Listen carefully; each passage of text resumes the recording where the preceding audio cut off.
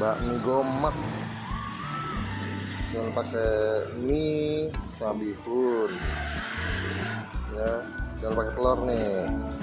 Nah, kuahnya nih kuah gulai katanya, kuah gulai mantep cuy.